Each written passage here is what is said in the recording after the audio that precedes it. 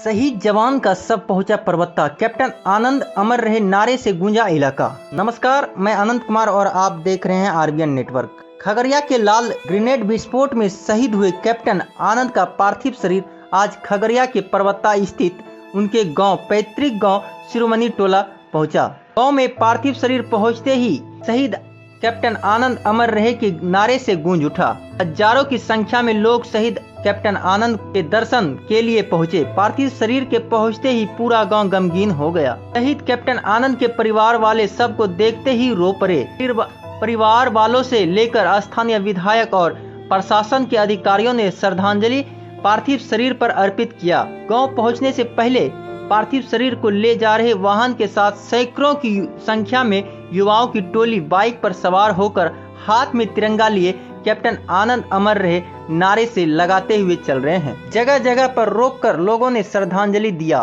गांव में माहौल जरूर गमगीन है, लेकिन गांव के लोगों को गर्व है। कैप्टन आनंद दुश्मनों से लोहा लेते हुए शहीद हुए हैं। शहीद कैप्टन आनंद के पिता मधुकर सनगही की माने तो मुझे मेरे बेटे पर गर्व है और युवाओं को उनसे प्रेरणा लेने की जरूरत है। स्थानीय विधायक की माने तो भले ही आनंद आज शहीद हो गए हैं, लेकिन दुख के साथ शहीद पर गर्व है। वहीं खगड़िया के डीएम ने शहीद के पार्थिव शरीर पर पुष्प अर्पित किया है और कहा है कि आनंद के परिजनों को बिहार सरकार के द्वारा मिलने वाले 11 लाख के राशि का चेक दिया गया है और राज्य के सम्मान के साथ उनका अंतिम संस्कार किया जा रहा है।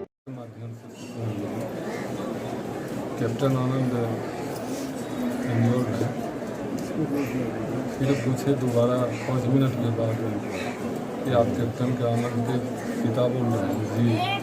तो कैप्टन आनंद काफ़ी घायल था, उनके चेस्ट में जो है लगा था रिंग में।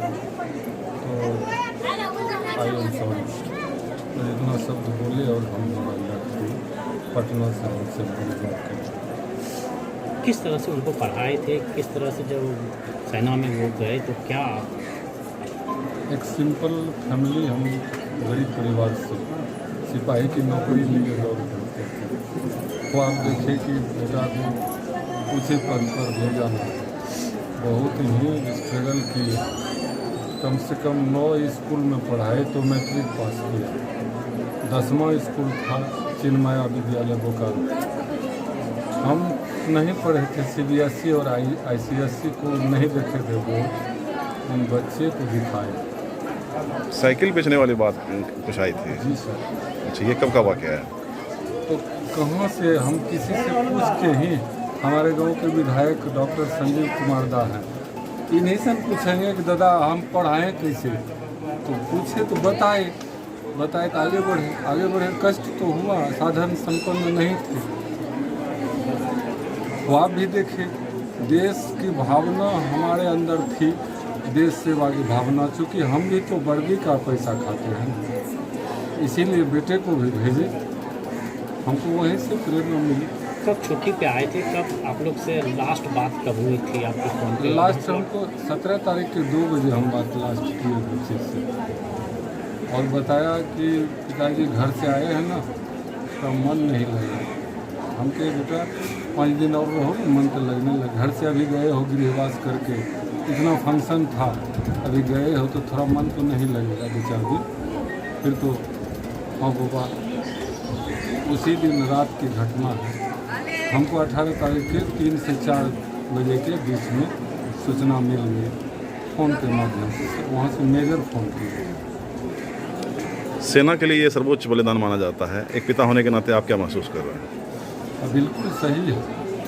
जैसा हमारे गांव के विधायक डॉक्टर संजीव कुमार बोले कि हमको गर्व है, हम पिता के नाते भी कहते हैं कि हमको गर्व है।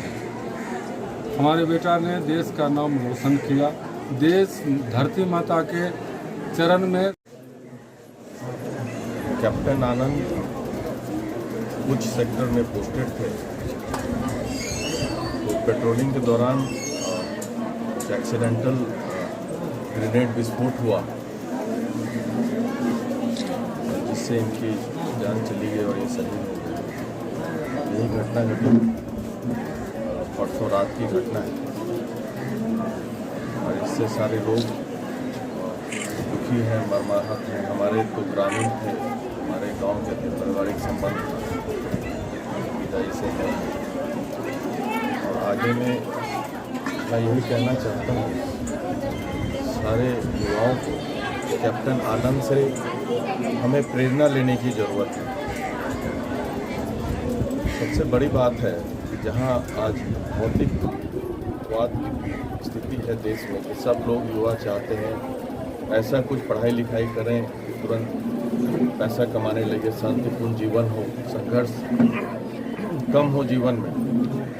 वैसे स्थिति में 12th के बाद आनंद इतना ब्रिलियंट स्टूडेंट थे, शहीद कैप्टन आनंद, इनका आईआईटी में भी हो गया। आईआईटी को छोड़ करके ये एनडीए को उसके ऊपर की चीज़ समझे और एनडीए में इन्होंने ज्वाइन किया। तो देशभक्ति की जो प्रेरणा लोगों को इनसे लेनी चाहिए, इनमें जो जुनून था देशभक्ति का, और इनके पिताजी को भी मैं धन्यवाद देता हूँ कि ऐसा पिता भी हो भारतवर्ष में जो अपने बच्चे को देशभक्ति के लिए प्रेरित करे। और आज उनको भी गर्व है, हमें भी गर्व है उनके माता पिता पे जिन्होंने ऐसे लाल को जन्म दिया, और हमारी मिट्टी पे गर्व है, हमारे बिहार पे गर्व है, देश पे गर्व है जिन्होंने ऐसे वीर सपूत को पैदा किया। विशेष दुख का घड़ी है ये, लेकिन गर्व भी हमें करना है। अब उनका पार्थिव शरीर आ रहा है, अब आगे के कार्यक्रम में हम लोग लगेंगे। कहाँ पे संस्कार होना है और क्या क्या कार्यक्रम अभी होना है? जैसे उनका आएगा, शहीद कैप्टन आएंगे यहाँ पे, उनका पार्थिव शरीर आएगा तो यहाँ पे गार्ड ऑफ ऑनर दिया जाएगा। पटना में हो गया है, वहाँ पे भी मैं शामिल था, और यहाँ पे जिला के डीएम एसपी सारे पदाधिकारी डीडीसी साहब भी हैं, सब लोग यहाँ पे रहेंगे, मैं भी हूँ। और उसके बाद उनके प्रोसेशन को जो है यहाँ से तो उनके साथ में सारे लोग बागवानी घाट जाएंगे, वहीं पे उनका अंतिम क्रियाक्रम होगा। मुख्यमंत्री ने शोक प्रकट किया है और कुछ घोषणा भी करी है। जी, हमारे मुख्यमंत्री ने भी शोक प्रकट किया है और सरकार की तरफ से उनके परिजन को जो है, और मैं कहना चाहता हूँ, मैं माननीय प्रधानमंत्री से आग्रह करना चाहता हूँ, एक जनप्रतिनिधि होने के नाते माननीय गृह मंत्री से भी आग्रह करना चाहता हूँ। कश्मीर में आतंकवादी पहले से ज़्यादा सक्रिय हुए हैं, इसमें कहीं दो मत नहीं है। और हमारे जवान में कुछ दिन पहले भी लेफ्टिनेंट ऋषि रंजन थे, वो भी शहीद हुए हैं। ये भी हमारे शहीद कैप्टन आनंद भी शहीद हुए हैं। तो अब ना एग्रेसिव वे में आतंकवादियों के खिलाफ, पाकिस्तानी घुसपैठियों के खिलाफ लगना चाहिए कि ताकि उनका सफाया हो सके। नहीं तो ऐसे ही जवान शहीद होते जाएं, ये भी अच्छी बात नहीं है। और कुछ ऐसा करें एग्रेसिव वे में, जैसे धारा 370 उन्होंने खत्म करके अच्छा काम किया, लेकिन अब है एग्रेसिव मोड अपनाने का, ताकि उनको धूल चटाया जाए। क्योंकि आप देख रहे हैं इधर से कश्मीरी पंडित भी जो पहले हुआ करता था फिर से कश्मीर छोड़ के जा रहे हैं उनके आतंक से, और बहुत सारे बिहारियों को टारगेट करके कश्मीर में मारा गया है। तो अब मैं चाहता हूं कि सारी जनता चाहती है, सारे देश के लोग एग्रेसिव मोड में भारत सरकार आए और आतंकियों का सफाया करें। आगे क्या प्रक्रिया अपनाई जा रही है? देखिए, शहीद कैप्टन आनंद का पार्थिव शरीर कल देर शाम पटना पहुंचा था, और रात को हम लोगों ने उसको दानापुर में रखा, और आज सुबह उसको विशेष वाहन से यहाँ पर आज परबत्ता में लाया गया, जहाँ उनका पैतृक निवास स्थान है। काफ़ी दुखद घटना है, और पूरे परिवार के साथ हम लोग की संवेदनाएं हैं, और राजकीय सम्मान के साथ उनका दाह संस्कार किया जाएगा। बिहार राज्य सरकार की ओर से शहीदों को दिए जाने वाली राशि जो 11 लाख की होती, वो उनको कल ही उपलब्ध करा दी गई है, और आगे राजकीय सम्मान के साथ उनका दाह संस्कार जो हम लोग करेंगे। अभी काफ़ी भीड़ है यहाँ पर, और रास्ते भर लोग कैप्टन आनंद के नाम के नारे लगाते रहे। उनका जो बलिदान है व्यर्थ नहीं जाएगा, और यहाँ के लोगों को, खासकर वैसे नौजवानों को जो सेना की तैयारी करते हैं, उनके लिए एक प्रेरणा का स्रोत बनेगा। हम लोग अपेक्षा करते हैं, और आने वाले दिनों में और भी यहाँ से जवान सेलेक्ट होके नौजवान सेलेक्ट होके आर्मी में और अन्य सेनाओं में जाएं और देश का नाम रोशन करें। हम लोग यहाँ पर जो उत्साह है और जो लोगों में इतनी बड़ी संख्या में लोग यहाँ पर आए हैं, इसको लेकर पूरा माहौल गमगीन भी है और ऐसी घटना पुनः ना घटे, ऐसे हम लोग अपेक्षा ही कर सकते हैं। अभी उनका पार्थिव शरीर उनके परिजनों के लिए उनके अंतिम दर्शन के लिए घर में रखा गया है। यहाँ से कुछ देर में हम लोग परबत्ता ब्लॉक होते हुए अगवानी घाट पहुँचेंगे, जहाँ पर उनका अंतिम संस्कार किया जाएगा।